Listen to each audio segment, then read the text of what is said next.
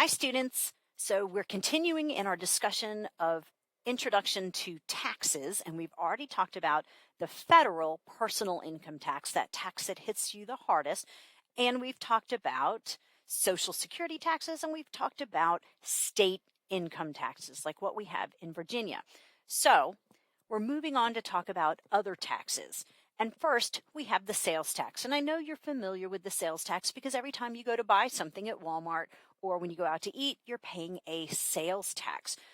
The important thing to understand about sales taxes is that this is revenue for the state. So Virginia has a sales tax, and that generates a lot of money for the Commonwealth of Virginia. The state rate, the part that the state actually gets, is 4.3%, and that's as of 2023. And I know what you're thinking. You must be thinking, well, I've paid higher sales tax than that. Well, yes, you have.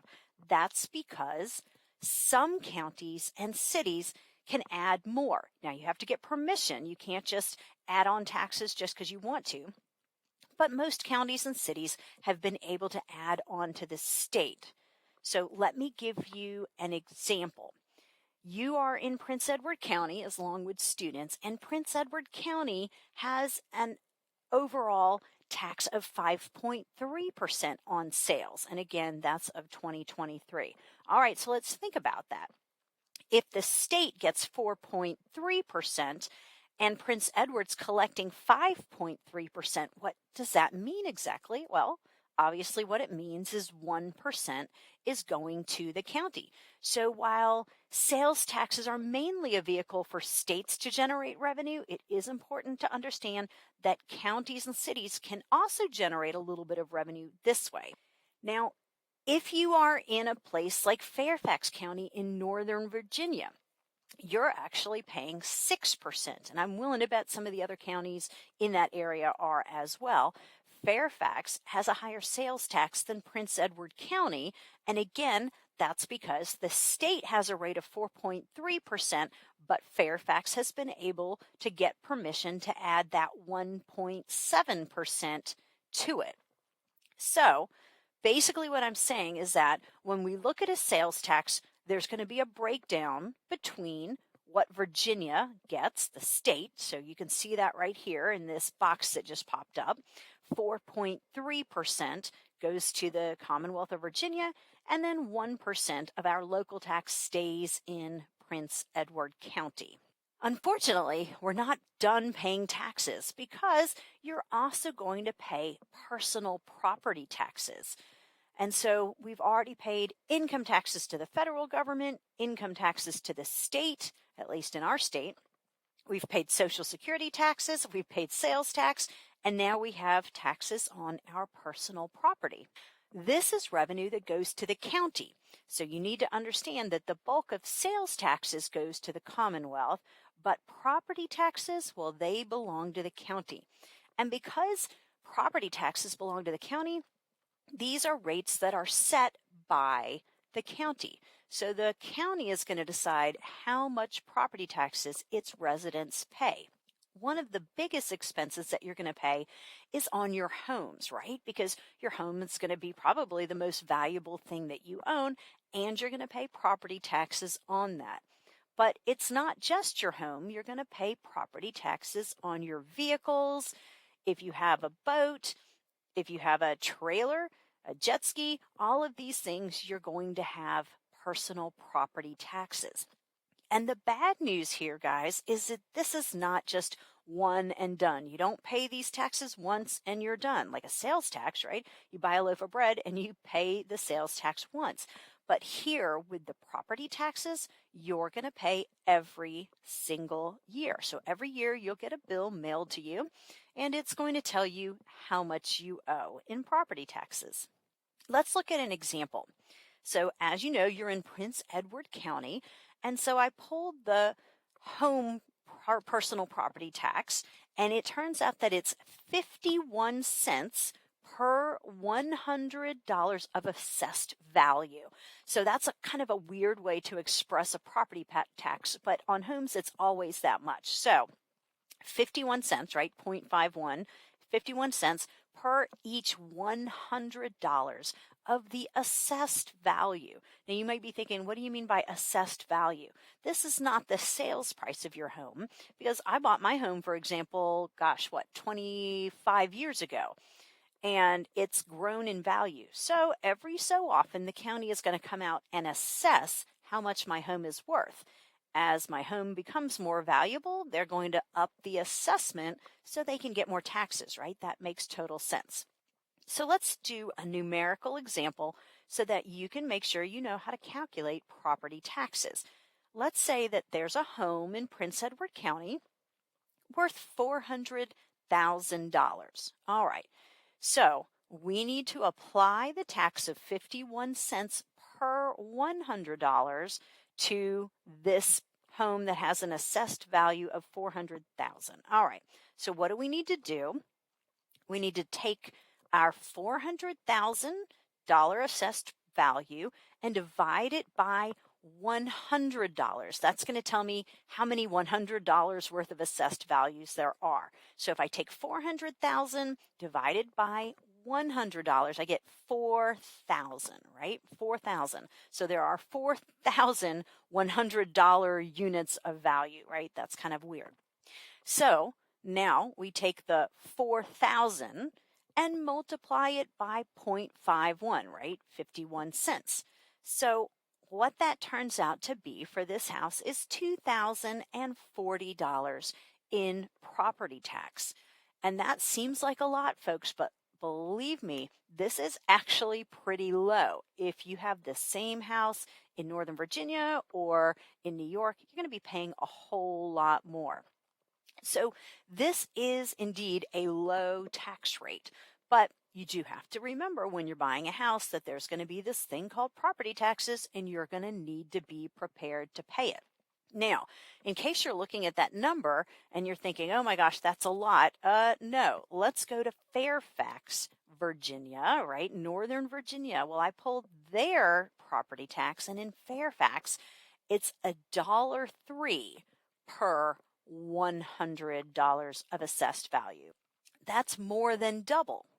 So the same house in terms of value is going to be over $4,000 in tax in Fairfax. But on top of that, what's another thing we would need to remember? Are you going to be able to get a home for $400,000 in Fairfax, Virginia, that's going to be like a $400,000 home here in Prince Edward? No. In Prince Edward, $400,000 would buy you a nice home. In Northern Virginia, there's not going to be that many houses for sale in that price range. Homes cost more, right? So think about it. If you're in Fairfax, you probably have a more expensive home just because prices are so high and you're paying double the rate. I'm going to stay where I am right now, guys. I can't afford to move to Fairfax, Virginia and pay a lot more for a house and then pay double the taxes. All right.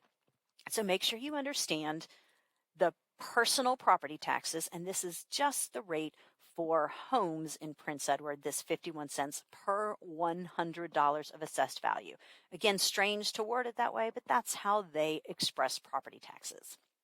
Now, are we done paying taxes? Well, unfortunately, no. There are still other taxes that are going to affect you, and I'm not even going to cover some of them. So let's take a look at just some of these other taxes. Well, so other taxes, just some of them, include capital gains taxes. And you've probably heard the phrase capital gains. So what are we talking about with capital gains? Well, we're talking about the tax you pay on investment gains. So you invest and you make money.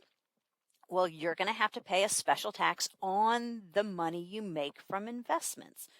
And this could be from stock, it could be from real estate. So maybe you're a house flipper. Each time you make money flipping a house, you're going to pay capital gains. Maybe you buy land and you decide to sell it and you've made money because the land has appreciated. You're going to pay capital gains. And of course, if you make money in the stock market, you're going to pay a capital gains tax. Next, we have tariffs. So what is a tariff exactly? Well, a tariff is a tax on an import. And you probably don't even realize you're paying this tax. But when you get an import, and it could be clothing that's imported, it could be cars that are imported, there is a tax that has been built in. Now, it's not a transparent tax. Like when you go to the grocery store, you know you're paying a sales tax, right? I mean, you know something that costs $1 is going to really cost you $1.05 something, right? But with a tariff, you probably don't know it's there. So it's hard to know when you're paying a tariff and when you're not paying a tariff. And then we can add what we call sin taxes. Sin taxes are going to be taxes on things that are not good for you. So cigarettes, alcohol, these have sin taxes imposed on them. And we can make a lot of money in our state or area from cigarette taxes and alcohol taxes, right? Because those tend to be things that people get a bit addicted to. So if you want to consume these goods, you're going to pay a lot higher prices because we build in some pretty hefty taxes. And then we have consumption taxes that aren't sin taxes, and those are going to be on things like gasoline. You may not even realize that you're paying a tax on gasoline. So I tried to look up our taxes on gasoline, and it looks like it's 26 cents in Virginia, a little over 18 cents federal. So overall, 44.5 cents per gallon. And you're going to pay that on every gallon of gas that you buy. Again, you probably weren't even aware that you were getting taxed in that manner because it's not that transparent. So there are a lot of taxes that we pay that you might not know that much about now. So what are our takeaways? Well, taxes, we've already talked about, is the key source of revenue for governments.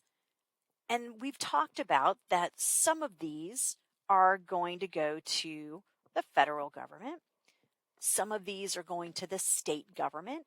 Some of these are going to county. So you do need to be familiar with which tax instruments goes to which layer of government, right? That federal personal income tax goes to the federal government. The sales tax, the bulk of it goes to the state government, right? We know some of it can go to the county as well. We know property taxes are county. We've also talked about the idea that we've built in elements of fairness. So we're back to that broad social goal of economic equity. And so that progressive tax structure that we have is to promote the idea of economic equity. So you need to understand that. What does it mean to have a progressive tax system? The bottom line is that Americans do pay a lot of taxes. And we're going to get a better sense when we look at American taxes versus Europeans. You're going to see that Europeans have it even worse, but we'll talk about that later. Now, it's possible that we could increase the income taxes for people with high income. Maybe that highest marginal tax bracket needs to be a little bit higher. But keep in mind, remember, we've got to be careful. We can't just increase taxes indefinitely, right? Because it creates those disincentives that we've talked about already. We also need to remember that we can't solve our problems by just taxing the rich. And you hear a lot of that in the news and social media. Oh, tax the rich. They're not paying their fair share. But we've debunked that myth. So we could increase taxes a little bit for those with high income. But look, we can't wipe out our national debt. We can't eliminate the deficit. We can't offer national health care and free education to everyone just by simply taxing the rich a little bit more. It is simply not going to bring in enough money. So don't listen to those things that you hear on social media that really are inaccuracies, and they're just really intended to make you think that you're being taken advantage of and that the world isn't fair. It's not really as unfair as the media makes it sound like it is. The bottom line is, if we want to decrease the national debt, which isn't a bad idea, right? If we want to reduce the burdens that you guys and your children are going to pay, we cannot do it only with increased taxes. That is not going to be enough. We're going to have to change the way we do things. More on that story later. Anyway, if you have any questions at all on any of this content, let me know. Otherwise, have a great day and thank you so much for listening.